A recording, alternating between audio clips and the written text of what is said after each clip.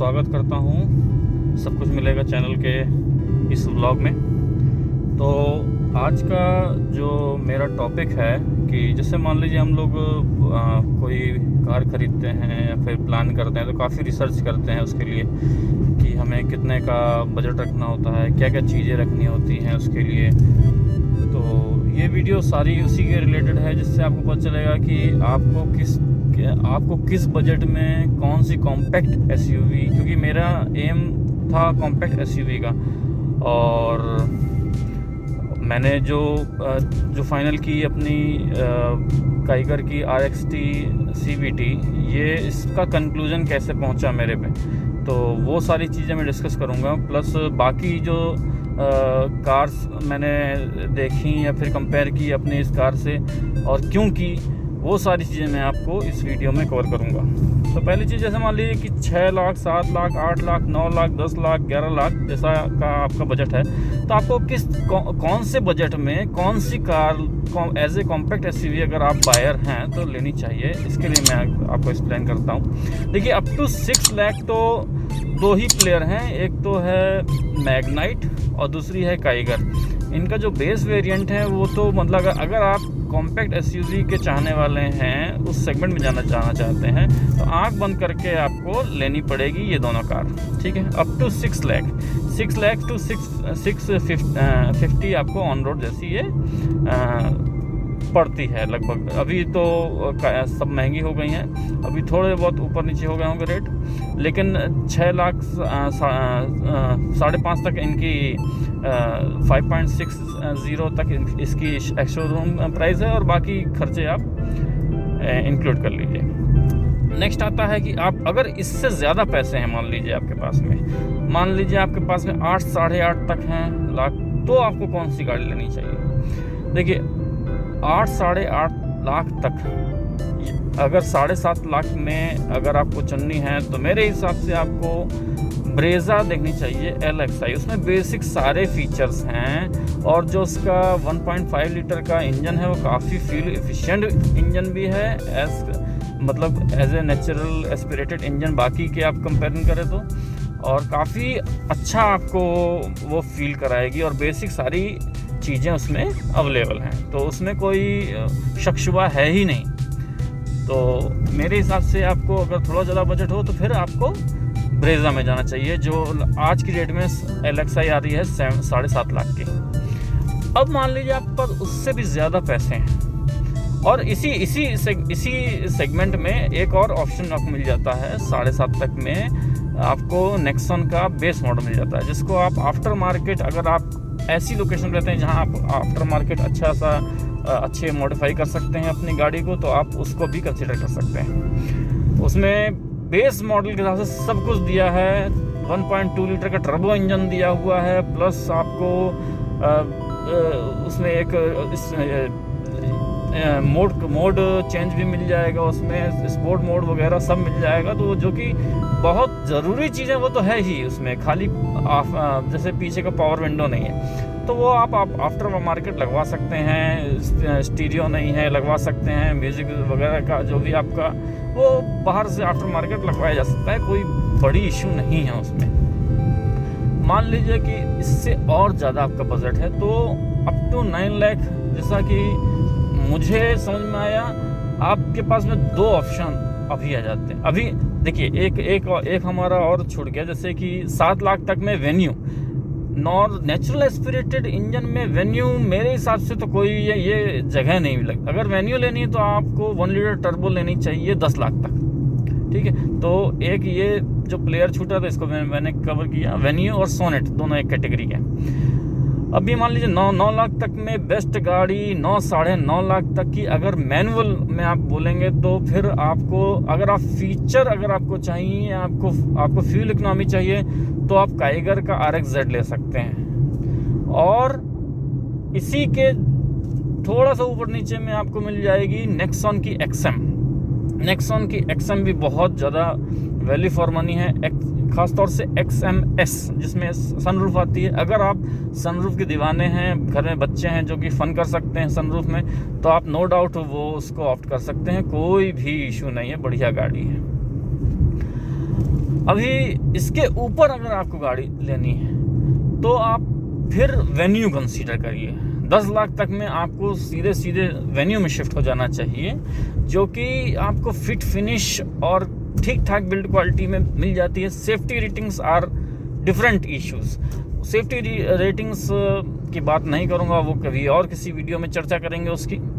तो अगर आपको 10 लाख तक में जाना है तो आप वेन्यू कंसीडर करिए, और 10 लाख के ऊपर अगर आप जा रहे हैं तो नेक्सॉन का XZ मॉडल कंसीडर करें, जो कि बहुत वैल्यू फॉर मनी है, और उसमें आपको शायद ही कोई ऐसा फीचर जो मिसिंग हो, सब सारी चीज़ें कवर हो जाती हैं। लेकिन यहाँ पे 12 लाख तक में एक और, अभी जब मैंने गाड़ी ली तब मेरे दिमाग में चला था कि क्रेटा का बेस मॉडल क्यों ना ले लिया जाए।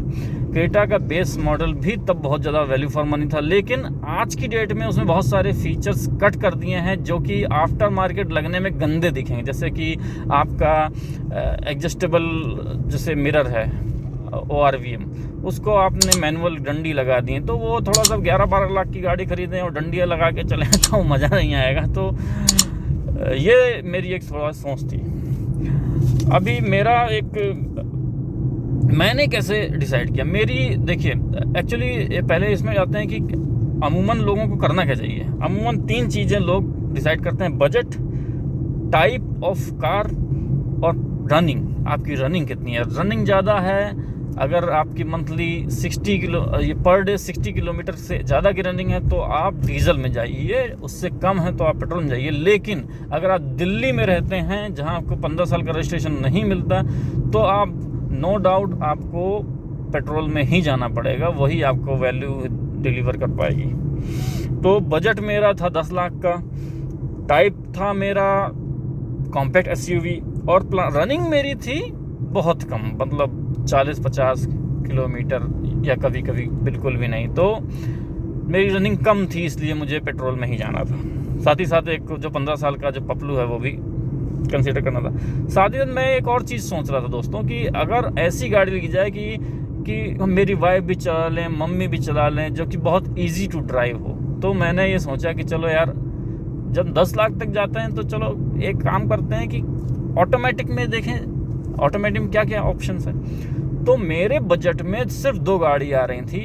एक आ रही थी मेरे पास में नेक्सॉन की ऑटोमेटिक AMT, और दूसरी आ रही थी मैग्नाइट या फिर काइगर की CVT। लेकिन जब आप इन दोनों को ड्राइव करेंगे तो ये चीज़ जान लीजिए, बिल्ड क्वालिटी ये सब चीज़ें तो इसमें काइगर में ठीक है ही हैं, और क्रैश रेटिंग भी ये 4 की ले ही आएगी, मतलब ज़्यादा पीछे नहीं है ये नेक्सॉन से। हाँ, नेक्सॉन बहुत अच्छी गाड़ी है, फिट फिनिश बहुत अच्छी है, सीट की कुशनिंग बहुत अच्छी है, आपको बैठने में फील होगा कि बहुत अच्छी और महंगी गाड़ी के अंदर बैठे हुए हैं। लेकिन उसका AMT इससे हार जाता है। उसका AMT इससे एकदम, मतलब समझ लीजिए ये 20 रन ये 20 रन तो उसके 4-5 रन, तो 4-5 गुने का अंतर है। अगर ड्राइविंग एक्सपीरियंस की बात करें तो बहुत अंतर है नेक्सॉन की AMT और काइगर की CVT, इसलिए मैंने ये चूज़ की। अभी दूसरी चीज़ की, जैसे मान ली CVT हो गया, DCT हो गया, AMT हो गया, IMT हो गया, टॉर्क कन्वर्टर हो गया, तो ये जब मैंने ये सारी चीज़ें मेरे दिमाग में तो चल ही रही थी उस समय, तो मैंने DCT भी सोची, लेकिन वो इतनी महंगी पड़ जा रही थी वेन्यू की, प्लस बाकी जो CVT हैं। बाकी अगर आपको, मगर मुझे कॉम्पैक्ट SUV में ये सिडान ये हैचबैक में जाना होता तो फिर मुझे काफ़ी सारे ऑप्शन मिल जा रहे थे। प्रीमियम हैचबैक में जैसे i20 में CVT मिलता है, जो कि 1 लीटर टर्बो, तो बहुत ही पावरफुल बढ़िया उसका इंजन है, बहुत ही शानदार परफॉर्मेंस देता है। उसमें भी जाने की सोच रहा था, लेकिन मैंने फाइनली मेरा चूँकि कैटेगरी मेरी है सब कॉम्पैक्ट SUV, इसलिए मैंने उसको छोड़ दिया था। तो जैसा कि CVT बहुत स्मूथ एक्सपीरियंस देती है। अच्छा, मैंने इतनी देर से आपको अपने स्पीड डायल में इसलिए रखा ताकि आप लोग एवरेज मेरा चेक करते रहें। अभी मैं इको मोड में चला रहा हूँ। बहुत टाइम से मैं सोच रहा था कि इको मोड में मैं कैसे बेस्ट कितना माइलेज निकाल सकता हूँ ये चेक करता हूँ। तो मैंने मैक्सिमम 17-18 का एवरेज इसमें ट्राई किया है और जो कि मुझे सेटिस्फैक्ट्री लगता है कि अगर मुझे एवरेज का कभी रिक्वायरमेंट हुआ तो मैं इको मोड में चला लूँगा। फन टू ड्राइव गाड़ी तो है ही है, प्लस अगर ये इकोनॉमिकल भी गाड़ी हो जाती तो मेरे लिए बल्ले बल्ले। इसलिए ये जो मैंने जब इसको ड्राइव किया तो मुझे समझ में आया कि ये दोनों पर्पज़ मेरे बहुत अच्छे से सॉल्व कर सकती है। फन टू ड्राइव गाड़ी भी है और इकोनॉमिकल भी बहुत अच्छा देखिए शो करती है। अभी मैं आपको अपना व्हीकल का ड्राइविंग इको भी दिखाता हूँ। तो इससे आपका देखिए मेरा स्कोर देखिए इसमें 99, ठीक है। ट्रिप रिपोर्ट देख लीजिए 17.7। ये मेरा इंस्टेंट माइलेज भी आप देख लीजिए। तो कहने का मतलब ये है कि आप इससे अच्छा एक एवरेज भी निकाल सकते हैं। और अभी तो ये 1000 किलोमीटर तो चली ही नहीं है। 2000 किलोमीटर 5-6000 किलोमीटर जब चलेगी तो ये आई थिंक अगर हाईवे में चला तो मुझे 20 का एवरेज भी दे सकती है। तो ऑटोमेटिक में पावरफुल गाड़ी होने के बावजूद अगर कोई गाड़ी आपको एक ऐसा मोड ऑप्शन भी दे रही है जिससे आप बहुत अच्छा फ्यूल इकोनॉमी भी निकाल सकें, तो ये पॉसिबल आज की डेट में सिर्फ और सिर्फ काइगर और मैग्नाइट में ही अवेलेबल है। मैग्नाइट क्यों नहीं? मैग्नाइट इसलिए नहीं क्योंकि उसके सर्विस सेंटर बहुत कम हैं और मैग्नाइट का जो डिलीवरी का जो इशू है कि वो डिलीवरी बुकिंग तो ले लेते हैं, डिलीवरी ही नहीं देते हैं, तो आदमी ले कैसे। और दूसरी काइगर का लुक में कुछ लोगों को काइगर का पसंद आ सकता है, कुछ लोगों को मैग्नाइट का पसंद आ सकता है, वो अपने अपने सोच के ऊपर है। तो दोस्तों यही सब मुझे आपसे शेयर करना था। अपना जो ड्राइव एक्सपीरियंस है, अपना जो माइलेज कैसे ज़्यादा निकालें, सॉफ्ट फुट कैसे चलाएं। देखिए सॉफ्ट फुट में चलाने के लिए आपको कुछ नहीं करना। सॉफ्ट फुट में बस आप पैर एक्सीलेटर में रखे रहिए, और जब आप पैर एक्सीलेटर में रखे रहेंगे ना तो जितनी स्पीड 60-70 जितने भी स्पीड रहेगी उसमें ही चलती रहेगी। आपको ना घटाना पड़ेगा ना बढ़ाना पड़ेगा, और आपको बढ़िया से बढ़िया तो वर्ल्ड क्लास जो भी जितने भी बेस्ट एवरेज होगा वो मिलता रहेगा। तो चलिए फिर किसी दिन आपसे फिर मुलाकात करते हैं। तब तक के लिए आप मेरा चैनल सब्सक्राइब करिए, लाइक करिए, बेल आइकन में हिट करिए और हमसे जुड़े रहिए, हमारे चैनल में जुड़े रहिए। Thank you.